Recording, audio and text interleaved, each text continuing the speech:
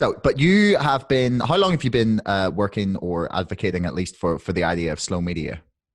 Oh, it's been over a decade now. Yeah, the idea came to me back in, I think about 2009. I started working on this project. And one of the fun things for me was that I thought it was, the stroke of genius that I was having. But over the next couple of years, I started noticing that a lot of people were having a similar conversation, perhaps not surprisingly, with the influence that, slow food has had on our culture directly or indirectly over the past generation or so. Hmm. I mean, I had Paula McIntyre, who's head of slow food in Northern Ireland. She was really interesting to talk to. But these are only ideas that I've come across this year, like really like in earnest, where I've like looked into it. So for people who maybe haven't come across the term slow media, what does it mean? Well, you could go back a little further and say that it's part of the slow philosophy movement. And the idea, of course, there isn't necessarily that, fast is bad, but that there's a right pace for everything. The Italians call it il tempo giusto. And the idea is that, we enjoy life when we sort of move between speeds, that we can't appreciate fast without slow, slow without fast. And that just going, top speed all of the time doesn't enable you to enjoy life as much as you would if you, varied your speeds a bit more. And indeed that you don't enjoy going fast as much unless you have a period of slow as an interval along with it. So in regards to slow media, I guess one of the driving principles is less is more. That by having better quality media experiences in terms of production as well as consumption, that you're going to get more out of the experience, that it'll be deeper, it'll be more meaningful. And to some extent, it's just about paying attention, being mindful of where you are and what you're doing at any given time, whether it's eating food or reading a novel or watching a movie. Hmm. I mean, that's definitely an idea I've come across in quite a lot of writing this year. I've been trying to understand a little bit about how the pandemic and the lockdown itself is gonna change people or change the way we look at a lot of things. And I know it's a really obvious thing that a lot of people have talked about, but I've really been trying to figure out like what it is or what it will do to people, like what, because I mean, you talked there about the speed of life, like the different sort of that you can't appreciate fast without slow in a lot of avenues, basically probably every avenue of life, Yeah. and that I've been trying to like figure out what that just like stop is going to do to people because especially the last 5 years in or 10 years, you can depending on how long you've been, I don't know, immersed in the social media life of the 21st century. Like it felt very kind of relentless.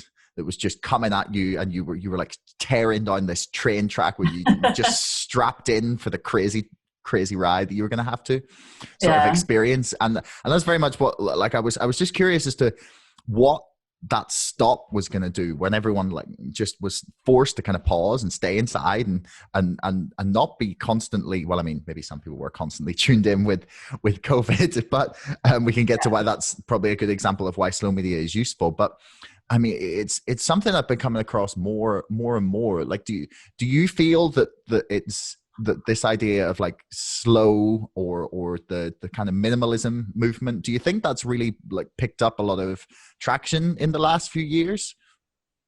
Yeah, I mean, the pandemic is a great example. There was kind of this beautiful moment for me at the beginning of it where there was a serious sort of reevaluation or reckoning happening with people and the productivity that they had been expecting of themselves and of other people. So I thought it was terrific when people were sort of forced to take this pause. And in a lot of cases, people realized that there were dimensions of life that they were missing out of. And in a lot of cases, it was these slower ones. Things like reading books or baking bread or taking walks. And I remember just being so excited that a lot of people were rediscovering parts of their lives that maybe they had left behind in, this onward rush that we've been experiencing over the past 5 or 10 years. I mean, really almost a generation now. So I was really excited to see some of the ways that people were coping with the shutdown in productive ways. in some ways, I'm a little bit disappointed that we've, at least in America, I don't know if this is true everywhere, that there's been this idea that we have to get back to normal. And for me, you know, there were a lot of things about normal that are maybe not desirable that I don't want to retrieve. So while I'm glad that the pandemic, you know, might be ending soon and that vaccines are on the way, and I certainly, you know, am feeling good about a lot of the direction that things are moving in now, at the same time, I wish we could keep some of the positive, slower aspects. I mean, even things like, you know, people have been getting puppies in my neighborhood. There are 3 new dogs on my block, and people take time to go out and walk their dogs every day. And that lends, you know, a certain variability and speed to their day. At the same time, there's also been a reappreciation of fast and of digital, right? You know, here we are on Zoom. I've been teaching on Zoom for, you know, 8 months now. So that it helps you kind of see that both are necessary and both are good and both have different things to offer us. And it's a question of just reaching the right balance. I've definitely, sorry, go ahead. I was just going to say, to your point about minimalism, I'm really interested in that conversation. That my book was actually born as sort of a manifesto called Digital Enough. And my idea in there was that through the beginning of the 21st century, the idea was that, you know, the more internet, the better. The more that you were online, everything had to be, you know, that was offline had to have a digital replacement, sort of. So I was sort of standing up and saying, you know, digital maximalism isn't necessarily the way that we want to go here. There's some things that should be digital or fast. There are other things that shouldn't necessarily. So my idea was kind of moderation. I actually called it digital satisficing. But I think that, you know, moderation is a hard sell, particularly in American culture. People want the most or the least. They don't want to just have, you know, the appropriate amount of things. It's just not quite as sexy. So you were alluding earlier to this movement towards digital minimalism, and people have ideas about, you know, the 4-hour work week. And it's like, well, most people I know are working 60 or 80 hours a week, and arguably that's not good. Is 4 hours the answer? Probably not, but, you know, 30, 40, someplace in between might be, you know, just right for a lot of us. I mean, Tim Ferriss's book was admittedly from him titled based on, like, they did a whole bunch of Google AdWords tests, and the 4-hour work week was the title that got the most clicks, and that's why he went with it. Because, like, the concept is 4 hours a week, but basically his entire book is him saying, don't try and live my life. Just, like, figure out what's good for you from what I've done, and then do what I want. But I really, really liked it. Are you familiar with the work of Cal Newport? I am, yeah. He's terrific. Yeah, his book, I feel, was sort of being developed in parallel to mine, that at the end he starts talking about some of the slow stuff, and at the end of mine I start talking about some of the digital minimalism.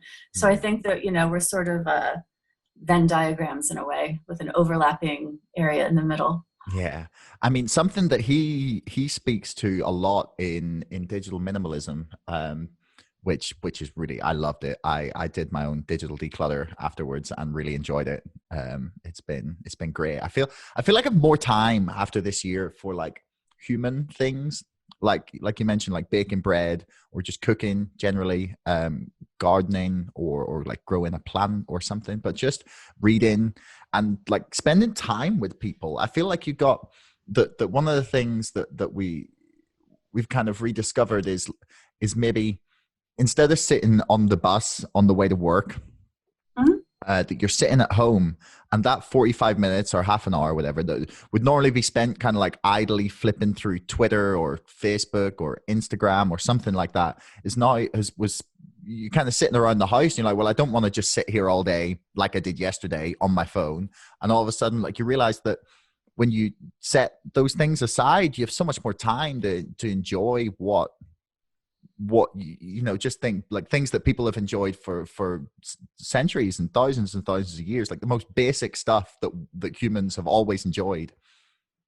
Yeah, when we're, you know, sitting staring at screens, we're only using a small range of our senses, right? There are so many other dimensions of our senses and our bodies that we employ when we get outside and actually, like, move and do things and smell things and feel things other than the keyboard with our hands or, you know, the smooth screen. I'm actually a big fan on buses and trains of staring out the window. I get a lot of good thinking and ruminating done when I'm not relying on something external to me for my stimulation. I mean, Cal Newport's talking a lot about the idea that we just need space for our brain to just turn off and just think and work through problems.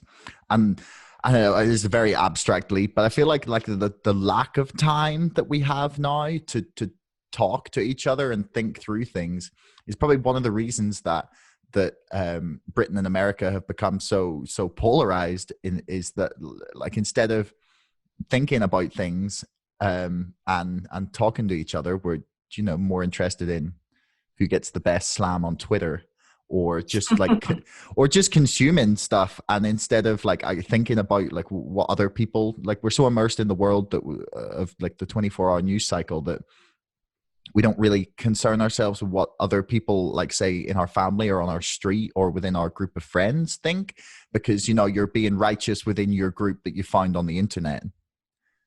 Yeah, that's definitely true. And there's been a lot of work done on the scientific process and on creativity. And, a lot of the great thinkers of the past couple centuries have talked a lot about how their best ideas come to them when they're not actively working on a problem, that there's, this part of your brain that can be looking for solutions when it's not doing anything else. And the secret is give it a chance to do that, where you're not, expecting to push buttons and have something come out, right? Sometimes things can come out when you're not, fiddling with the button so much.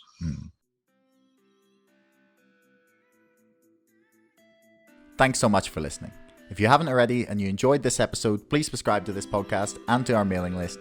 And don't forget, my book, Brexit, The Establishment Civil War, is now available for pre-order on Amazon. You'll find the link in the description below. Until next time, thanks so much for listening.